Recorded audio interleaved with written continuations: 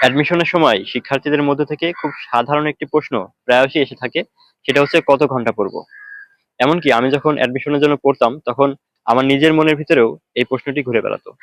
তখন আমার অভিজ্ঞতা কেমন ছিল এবং আমি এই প্রশ্নের বিপরীতে কি করেছিলাম সেটাই প্রথমে বলতে চাই। আমিও অনেকের কাছে জিজ্ঞাসা করেছিলাম যে কত ঘন্টা পড়বো। ঠিক তখন বিভিন্ন মানুষ বিভিন্ন ধরনের উত্তর দিত, অর্থাৎ উত্তরগুলো বৈচিত্র্যময় হতো। কেউ বলতো 6 ঘন্টা পড়তে, কেউ বলতো 8 ঘন্টা, কেউ 10, 12 কিংবা 16 ঘন্টা পড়তে বলতো। কিন্তু তারপর আমার মনের চিন্তাটাই পাল্টে গেল। তখন আমি ভাবলাম টাইম নয় বরং টপিকের উপর জোর দেওয়াটা বেশি গুরুত্বপূর্ণ।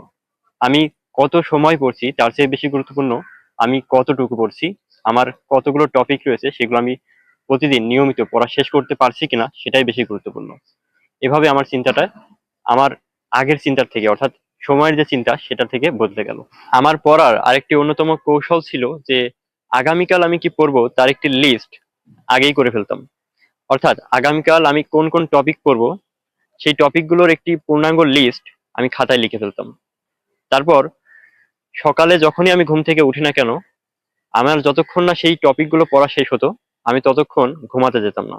অর্থাৎ সারাদিনে সেই টপিকগুলো পড়ে শেষ করাটাই ছিল আমার প্রধান লক্ষ্য।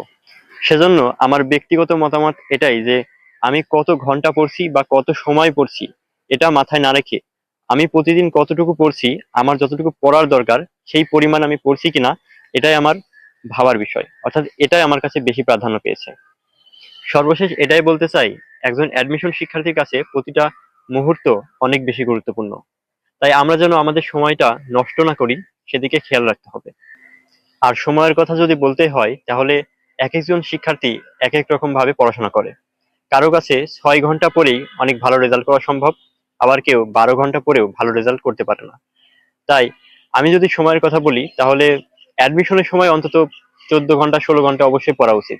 কারণ অ্যাডমিশনের সিলেবাসটা অনেক বড় থাকে এবং সময়ও খুব কম পাওয়া যায়। এই কম সময়ের মধ্যে এত বড় সিলেবাস শেষ করতে অবশ্যই সময়ের সর্বোচ্চ ব্যবহারটা করতে হবে। আমি যত বেশি পারি ততই পড়ার চেষ্টা করব এবং অনুশীলনের মাধ্যমে, বারবার ধারাবাহিক অনুশীলনের মাধ্যমে আমার প্রস্তুতিকে যদি আমি শানিত করতে পারি তাহলে একটা ভালো ফলাফল করা সম্ভব হবে। প্রিয় শিক্ষার্থী, আমরা জীবনের প্রতিটা মুহূর্তে যেন সময়কে কাজে লাগাই এবং কোনোভাবেই যেন সময়ের অপব্যবহার না করি।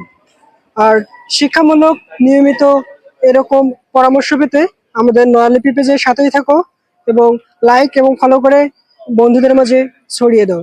আসসালামু আলাইকুম।